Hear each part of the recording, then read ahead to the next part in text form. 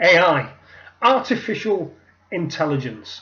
Now, why do I want to talk about this? Well, I want to talk about this because it's one of the many things that fascinate me, intrigue me, worry me sometimes. If you're new to my channel, I'm kind of a very eclectic guy, and a lot of stuff interests me, and it floats around in here and comes out of here and goes into the camera and out to you guys. Artificial intelligence has raised something recently that has concerned me. You probably saw the introduction picture of the video, which said Google DeepMind. Now, Google, well, we all know Google. Google, of course, are the most famous search engine on the planet. Of course they are. But they're involved in so many other things. At the moment, one of their leading projects is something called DeepMind. And as the title of that little branch of the company suggests, it's something to do with what's between our ears. Or more importantly, what's not between our ears, but what's not between anybody's ears. What it is artificial intelligence. I wrote something down here that caught my attention. It was in the news about a month ago now, and at that point I was still on my little break from YouTube.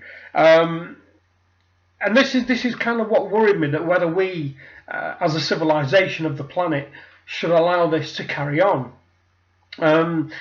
Google had a piece of artificial intelligence called AlphaGo.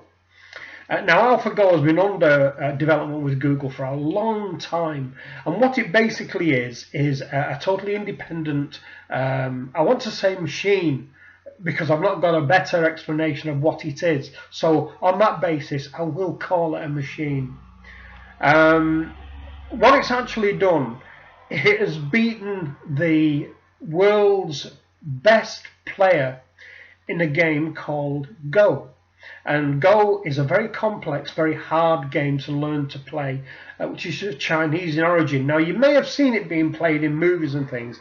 It's a board a little bit like a chessboard with what looks to be, to all intents and purposes, black and white pebbles on there. Well, they set AlphaGo the task of playing, say, the #1 player in the world, who's a gentleman called Master Lee Se-dol, who has been unbeaten for many, many years. Hence, he is a grandmaster at the game of Go. And he played this machine, and the machine beat him.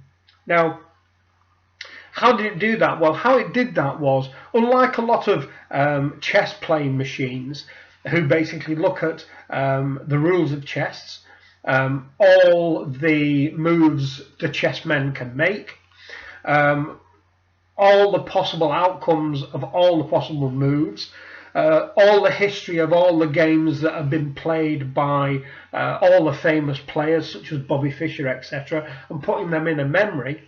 Not just that with this particular piece of AI, what it's done with this game of Go is that it's looked at all the rules, all the possible moves, all the possible strategies, all the possible outcomes of all the games that have been played, how the games that have been played could have changed their outcome if one opponent or the other had changed the things that they'd done, but then put its own independent thought on how to win. And that's indeed what it's done. It won. It won a game on its own. So you say, well, okay, Stuart, that's fine and dandy, but why is that important to us? Well, kind of why that's important to us is we are the dominant species on the planet because of one thing, because of what's between our ears, because of this 3.5 pound lump of cells and liquid and electricity that allows us to be creative, individual, funny, sarcastic, ironic, whatever else we want to be, which this is just a vehicle for carrying this around, and that commands all this to work on a daily basis. So that's kind of what makes us who we are, and being the dominant species on the planet. Now, all of a sudden, what we're seeing right now, and we've seen for a while, is, we've got these things that we carry around with us all the time. Now, if you're an Apple user, you can talk to Siri. Siri is a version of AI, albeit quite basic, but nevertheless, it's a very basic version of AI. You have this, which is Android. On this, you've got, Hello Google, and that is the same, a similar thing to Siri. You've got Cortana on laptops. You've got your intelligent cars now. That, well, in the 80s, when I was kind of 20 years old, I dreamed, as no doubt a lot of people of my age did, thinking it'd be brilliant to be able to talk to your car. Now, I've been able to do that for the past 6 years. Yes, okay, I've not been able to have an intellectual conversation about the artistic merits of Shakespeare, for instance, but I press a button and tell my car to do something, and it does it. But my latest car, not only can it do all that, but it monitors the well-being of the car and tells me if there's something wrong. Something as insignificant as a low tyre pressure in one tyre on the vehicle. We are seeing the evolution and the introduction of self-driving cars. Cars that you can literally, the Tesla right now, that is ready to go. You can get that on a highway, put it in self-drive, take your hands off the steering wheel, and the thing will drive itself. It will obey speed limits, it will overtake, it will ensure that everything's fine, it will get you to your destination using a link between the car's brain itself and the satellite navigation to get you where you're going perfectly safely. So, the problem that we have here, in my view, and I know we're venturing into conspiracy theories, or as I like to call them if you've not been here before, alternate theories, is that we as human beings can only learn at a certain rate. And we're all aware that there are certain people on the planet who are much brighter than all the other people on the planet. And that's because they're blessed with something that allows them to take on board, relate all the information that they've taken on board, use it and expand upon it, where the rest of us just use what we've got that we attained from school, and we use that on a daily basis to allow us to live our lives. And we can only learn at a set rate, and the older you get, the slower is the acquisition of knowledge. I've noticed this now that I'm in my 50s. My acquisition of skills, as it were, when I was doing video editing, when I first decided to do YouTube, for instance, learning how to do it took me a little bit longer than it would have done 10 years ago. And that's a natural progression of human being. As we get older, we lose little bits of capacity that we had when we were younger. Now, the problem is with AI, of course, is that they learn at an exponential rate. They can take on far more information than we can ever dream of doing. In effect, they can know everything about everything. I live on the ethos where, I'm a bit of an oddball kind of guy. I'm interested in many, many different things, and I know a little bit about a lot of subjects. And that puts me in a very nice position whereby no matter what kind of company I'm in, I can have a conversation because I know a little bit about a lot of stuff. Now, an expert will know a lot about one subject, and I never want to be an expert on anything because in my view you're restricting yourself to that one thing, and the world is too much of a wonderful place just to have a singular interest. But AI because there is no limitation on how much they can learn, how fast they can learn it. And going on the game of Go that the AlphaGo machine won, there seems to be no limit on how they can work, different strategies, etc. So the question is here, is the situation going to arise where, very much like in Terminator Judgment Day, will machines ever get to the point where they consider us pointless, inadequate, useless? They have got to the point where they've developed to such a high level that their level of thinking is far beyond anything that we as normal human beings with a normal organic brain can even have any form of conception of. I think my worry is, and bear in mind, I hold my hands up and say I am the greatest fan of technology.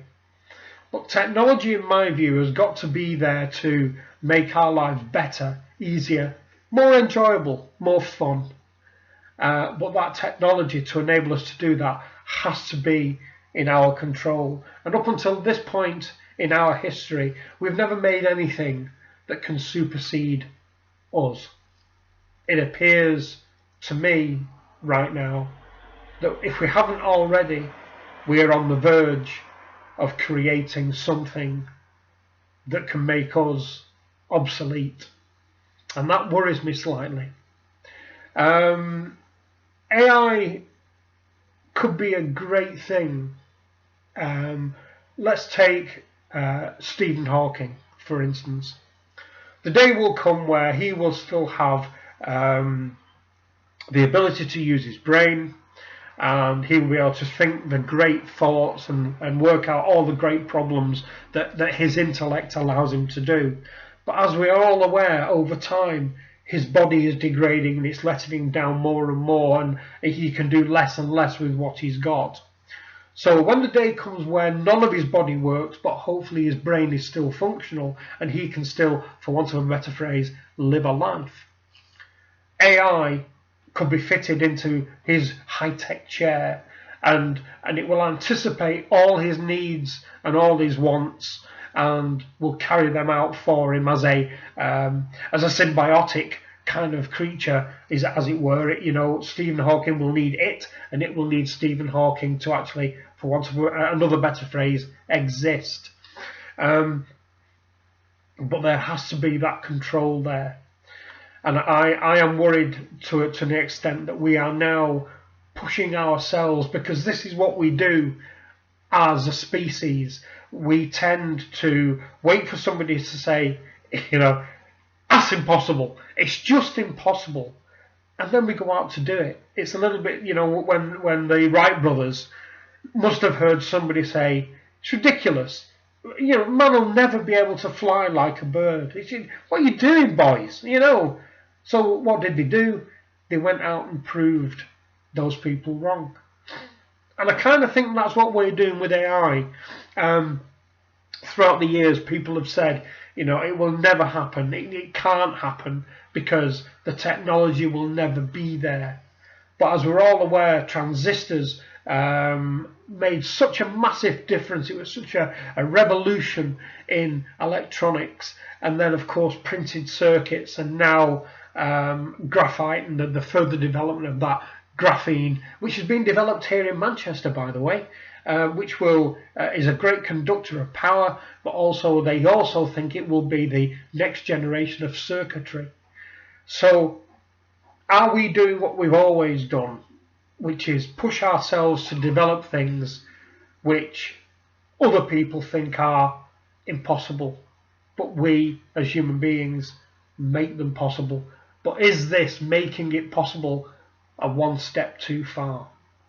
Let me know what you think about AI, artificial intelligence.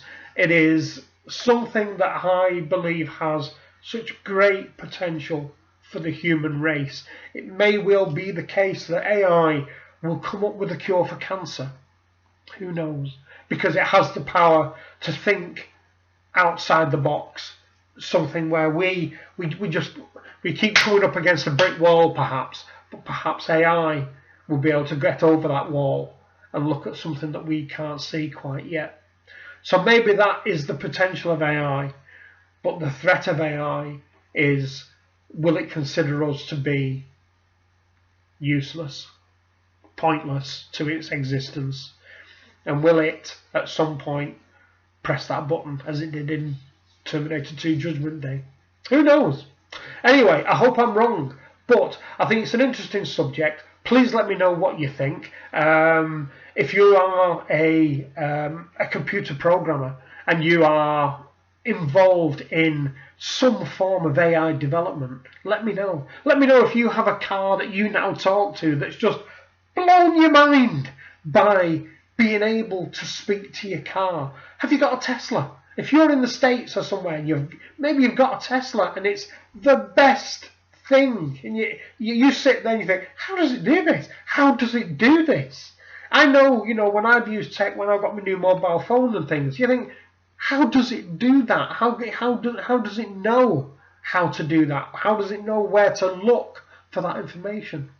Let me know what you think. As always, put your comments down below. If you want to, make me a video so we can all see what you're talking about. So that's it for this one, people. AI, good thing, bad thing, a threat, perhaps, who knows? So for now, once again, thank you very, very much indeed for getting me to my 500 and indeed beyond. It is brilliant, and I'm very, very, very grateful. My aim for this channel now has been fulfilled. It's all I ever wanted. It's 500 more than I ever thought I would ever get. And I love hearing from everyone, and I will get back to everyone when time allows. So, as I say, put your comments down below, and for now, if you like this one, give it a thumbs up, share it, and all that kind of nonsense. And if it is your first time here, hit that subscribe button, and who knows what might be coming along in the future. So for now, I'll speak to you again soon. Bye-bye.